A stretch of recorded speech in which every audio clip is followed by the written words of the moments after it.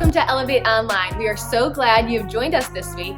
If this is your first time hanging out with us, we want to ask you to do a few things. First thing, we want you to connect with us. The best way to do that is to follow us on Instagram and Facebook at Elevate ABC. Second, we want to connect with you. If this is your first time with us, text at High Elevate to 81010. Again, that's at High Elevate to 81010. We want to send you a gift for joining us this week. Over the next few minutes, we're going to play a game, have a time of worship, and learn from God's Word. Are you ready? Let's do it.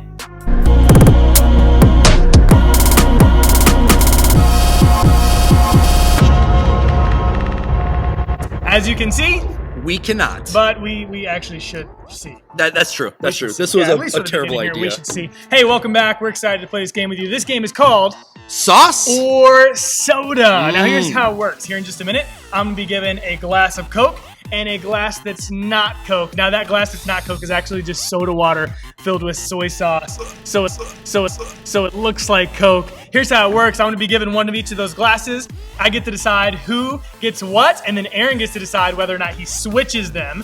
Whoever drinks the soy sauce doesn't get the point. Whoever drinks the Coke gets the point. Are you ready to play? I'm ready. Here we go. Round number 1. Here we go.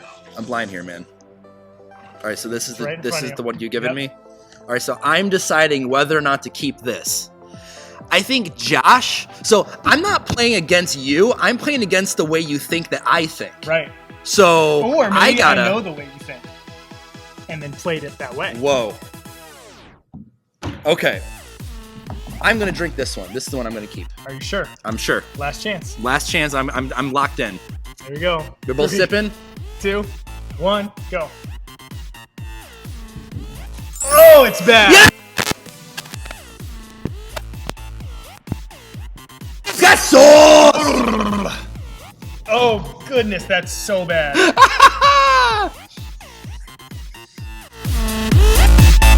Round 2.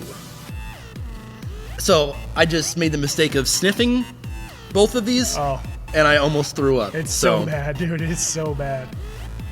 This is hard. This is hard because now I'm trying to mind game you. This is quite You difficult. can't mind game me. I don't even know what I'm going to do yet. All right, it's in front of you. Okay. All right. Now, are you gonna keep that? You're gonna. Oh, okay, okay. Switching again. You know that I know which one it is, right? Yeah, I know. This isn't like hide the ball Yeah, in I'm the ready. cup, right? I'm ready. All right. I'm scared. 3. 2, 1. Oh God! Sweet Coca-Cola. Isn't it so bad? Oh, give me this. It's so bad. 1-1. I don't want that to happen to me ever again. Here we go. Round 3. 1-1. Round 3. I just want to say for everyone at home, don't play this game. Don't play this game. Don't play. This I is don't know not if for it's the better faint of or heart. worse that I'm on an empty stomach. I think if I had food in my stomach, It'd be I better. would have thrown up. Yeah, but I still think it'd be better. Okay. Here we go. Round 3. I think I will keep this. Keep it. Keeping Are you it. sure? Sure. Here we go. 3, 2, 1.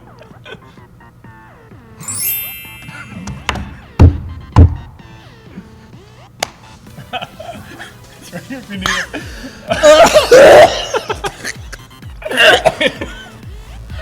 It is so bad. Oh man, it is rough. Oh God. It is like, imagine going to Woo's and just like taking the soy sauce and dumping it in. It is awful, awful, awful. And it's worse because it's bubbly. He's literally It's crying. bubbly Aaron is soy literally sauce. crying right now. Ugh. There we go. That's beautiful. I'm gonna That's round die. 3. I'm up 2-1.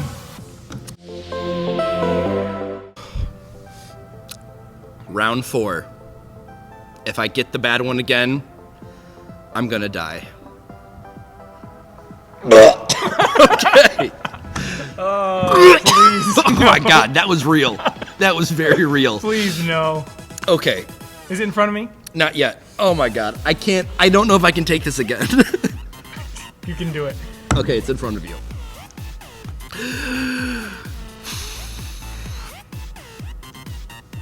I'm gonna stay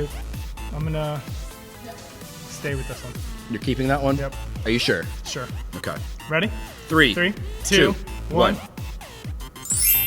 Oh, yes! It burns! I don't even drink after people. This is real. The power of prayer, you guys. The power of prayer. Woo! I feel your pain. We're tied, 2-2. Final round, here we go. I really hope I win just so I can beat you, but also because I don't want to drink that again. Round 5. So, as you can see, we cannot. Absolutely not. And I'm convinced that Kara is giving us both soy sauce. I'm super nervous about it myself. If that happens, our friendship will not be the same. I'm just saying. My marriage will be not the same. All right, Josh, I'll give you the first chance to switch if you want to. You know, I was thinking since it's 2-2, Yeah. I'd let you go first. You can let me decide. switch first. You can switch if you want to switch. I think we'll switch. We're gonna switch? Yeah, so I'm right, I'm putting mine out. Okay. Where's yours at? Over here, wrapped up around you. You got it? You feel it? Got it. Okay. Wow, this one's very full. I felt the slosh. You have to drink all of it, I think, is the rule. No chance. All right, so we're good? I'm gonna switch back. You're gonna switch back. Yep. Okay. I can't. You got it? Okay, great. All right, wow, I smell a lot of soy sauce, not gonna lie. Here we go. 3.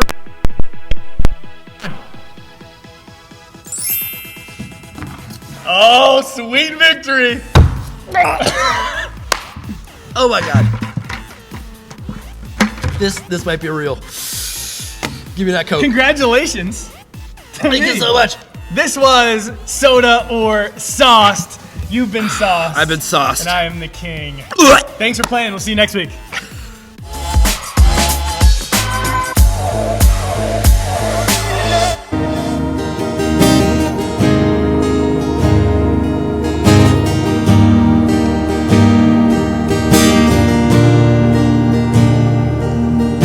Speak to me.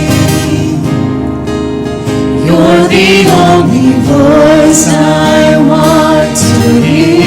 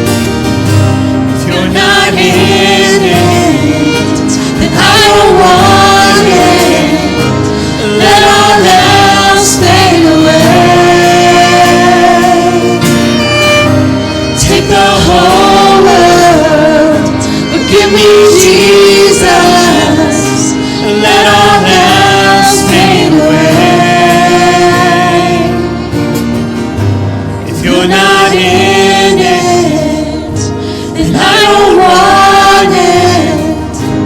Let all else fade away. Take the whole world. Give me Jesus. But give me Jesus. Let all else fade away. Let all else fade away. Let all else fade away.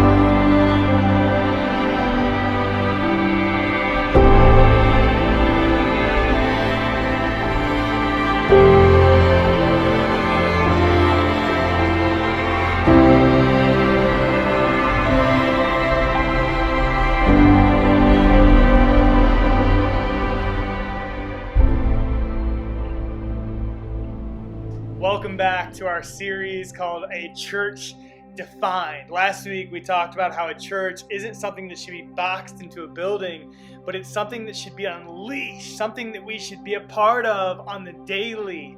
And this week we're going to be talking about something a little bit different. I grew up in church. From the time that I was just an infant, even maybe a week after I was born, I was in church. And from that moment all the way through to today, church has been a huge part of my life. Through high school, I went to a church in Rockford, Illinois. And every single time I walked through those doors, there was always a man ready to greet whoever walked through the doors. His name was Doug Stadola.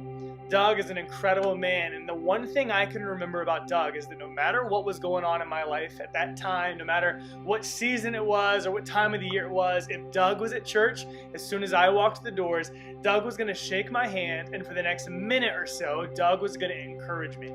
He was going to talk about my basketball game that weekend. He was going to talk about school. He was going to talk to me about my family. He was just going to invest in me and encourage me. Every once in a while, Kara and I will go back and we'll visit that church in Rockford, Illinois that we grew up in. And every time I still walk through those doors, there's Doug Stadola. And Doug's right there, and as soon as he sees me, he comes over, he gives me a hug. He starts to talk to me about my church. He says he's been praying for me. He encourages me. In this series, we're talking about what the church is versus what the church should be. And unfortunately, I believe that there's several of us who are a part of a church because we like to be encouraged, when the reason why we should be a part of a church is so that we can encourage. In 2 Timothy chapter number 5, we find a subtitle. It says, Instructions for the Church. And in 2 Timothy chapter 5, in the first two verses, we find a pretty interesting priority written out by Paul. He says, these are the instructions for the church. And here's how he starts it. I want you to take your Bible, if you got it, open it up to 1 Timothy chapter 5, the first couple verses. If you don't, it'll be up on the screen. Check out verse 1. It says, do not rebuke an older man, but encourage him. Encourage him. He says, hey, these are the instructions for the church. Paul says, give lip service. Give lip service. Encourage one another. Use your words to breathe life into people. The book of Proverbs is filled with all kinds of phrases that are filled with wisdom. One of those phrases is found in Proverbs where it says, death and life are in the power of the tongue. The words that come out of our mouth are very powerful. They can literally change a life. In fact, I can think back to two stories when I was a kid. One happened when I was 5 or 6 years old, and I attended a soccer camp, and I don't remember much about that soccer camp. I was 5 or 6 years old. And so I don't remember much. What I do remember is playing a game called Keep Away. We each had our own ball, and we would make sure that our ball wasn't knocked out of the boundary, and we tried to knock other people's ball out of the boundary at the same time. And I tried my very best as a 5 and a 6-year-old boy, and I was doing my very best to knock other people's balls out of the circle and trying to make sure nobody knocked my own out. And there was a team element of some kind, and I wasn't very good, probably because I was 5 or 6. And there was this older kid who came up to me after the little scrimmage, and he said to me, "You suck. Why are you even here?" And those are the exact words he said. That happened over 22 years ago, and I still remember those words. "You suck. Why are you even here?" I went home later on that day, and I remember thinking, why in the world am I even trying to do this? What's the purpose? Should I just quit? He said I suck. Why am I going? And I remember talking to my mom. And my mom said, "Josh, you got to keep going, keep trying." So I went back and I played all the way through high school, even into college. Soccer was a big part of my life, but I still remember those words. "You suck. Why are you even here?" Fast forward a few years, in the 7th grade, we had this thing called academic tournament. And it was a part of this tournament was I was able to actually preach a message, and there were judges, and I'd be judged based upon how I preached, and it was a giant tournament style thing. And I remember preaching my message. The message had to be between 7 and 10 minutes long. If not, you were disqualified. And I remember preaching a message. I prepared it. I did my very best. And then when it was time for me to finally deliver it, it was about 4 minutes and 22 seconds. I was disqualified. I realized it right away as soon as I finished the sermon. I was so disappointed and so sad. But one of those judges was a pastor in the area. He came up to me after the sermon. He said, "Josh, I wanted you to know you did such a great job. Don't stop. Don't quit. You might not have done well this year, but I promise you, if you keep trying and you keep working on this, you're going to become more comfortable. You're going to be so much better. But God is already using your message." And I remember that conversation with that pastor and how much an encouragement that was to me. Here I am, like 12, 14, 15 years later. I still remember that conversation. I still remember that encouragement. It's something that I even think back on now as a pastor, how that he encouraged me not to stop, not to quit. I want you to know today your words have power. Death and life are found in the power of your tongue, and how you choose to use your words is so very important. When you choose to criticize and cut other people down, those are things that stick with us. Sticks and stones may break your bones, but words kill. They destroy. Be a person who gives life with their words, not takes life. Paul says when it comes to the church, a major responsibility is to give lip service, to give encouragement. He says in the very first verse, he says, "Do not rebuke an older man, but encourage." And as we keep going into this passage, I find something really interesting as we read into it. He says, "But encourage him as you would a father. Younger men as brothers, older women as mothers, younger women as sisters." Paul speaks in to something kind of in between the lines. He says, I want you to encourage each other, but not just encourage each other like family, like fathers, mothers, brothers, sisters. You see, this goes way beyond just lip service. This goes into actual service. Doing something for somebody else because you care about them. You love them. Love is a really interesting word, and we find it defined in so many ways. I think my favorite definition that I've heard is that love is the willing, sacrificial giving of yourself for the benefit of another person without any thought of return. Paul says not only should we be giving word service, lip service, we should also be giving actual service. So much service that it's like you're serving your own family, your own father, mother, brother, sister. The older I get, the more that resonates with me. Because my love language is to show words of affirmation, to tell somebody how important they are to me, to tell them how great they are at something. But relationships and loves is so much more than just words. It's action. And as I get older, it's not enough for me to just tell my mom that I love her. It's not enough to just tell my dad that I love him, or my brother and my sister the same. It's important for me to show them. A few weeks ago, it was National Take Your Parents Out to Eat Day, and my parents live a couple hours away, but I still wanted to serve them. So I sent them a couple of gift cards so that they could go out to eat on me. Because I love them. Whenever I go home, I don't just go over and eat my mom's meals. I make sure that after I eat, I help her clean up. It's important for me, for her to know that I love her by my actions. And when it comes to the church, we're supposed to be like a family. And it's not enough to just, whenever we see each other, be like, hey, you look good. Hey, you're doing great. We should also show that with our actions. So how can you serve your church? How can you help those in your community? How can you serve like Jesus served? And speaking of that, we didn't finish up those verses. See, Paul says, do not rebuke an older man, but encourage him as you would a father. Younger men as brothers, older women as mothers, younger women as sisters. The last three words is what I want to focus on as we finish. In all purity. Purity. Paul says show lip service, show actual service with the right motives. A minute ago, I defined love as the willing, sacrificial giving of yourself for the benefit of another person without any thought of return. Doing something for somebody else without expecting them to do anything for you. That's really love. You see, wrong intentions would be showing encouragement or doing something for somebody else and expecting them to do the same for you.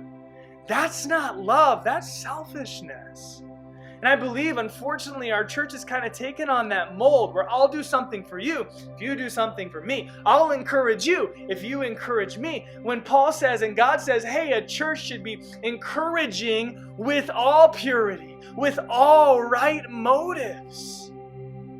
One of my favorite stories that I've heard when it comes to sacrifice was about a 5-year-old girl named Mary. Mary had to go into an emergency surgery, and as a result, she lost a ton of blood that she needed to survive. And after testing, they found out that her 13-year-old brother named Jimmy had the same blood type that she did. So the doctors and the parents came to Jimmy and said, Jimmy, would you be willing to give your blood to your little sister? He hesitated for a moment, then he spoke through his teeth and he said, yeah, I'll do it for Mary. Doctor said, great, we'll start right away. He went into the office. They began to take that blood from his arm. As that procedure was going on, the doctor noticed that Jimmy's face was getting more pale and more pale. He was getting more nervous and more nervous. Doctor said, Jimmy, is everything okay? He said, yeah, I'm just wondering when I'm going to die. Wonder how much longer this is going to take. The doctor said, Jimmy, do you think you're dying right now? Do you think that the blood that we're taking from you is going to take your own life? And he said, yeah. In that moment, the doctor realized that Jimmy thought that he was giving his life for his little sister. Talk about service. Talk about giving something to somebody else without expecting anything back.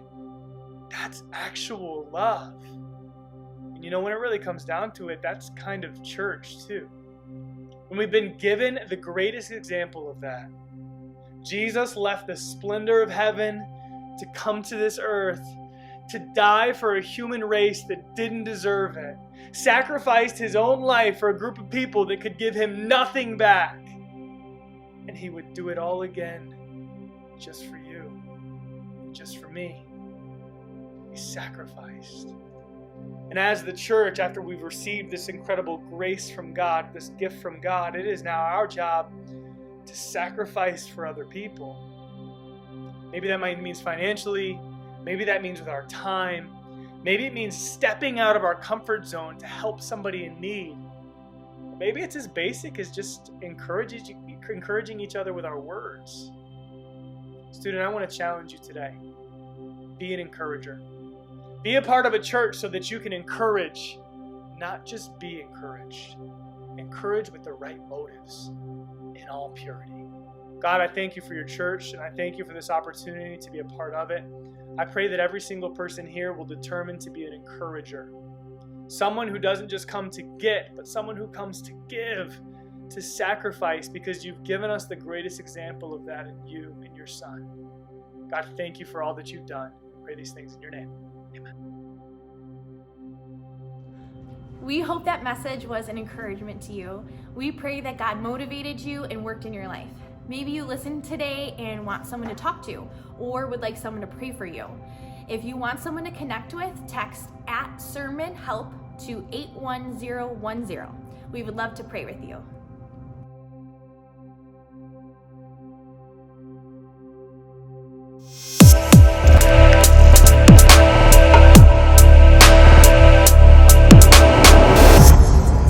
Thanks again for joining us at Elevate Online this week. Remember to like, comment, and share this video. Next week, we will be picking a student to give a gift card away to that tags us on their Instagram story @ElevateABC. We'll see you next week.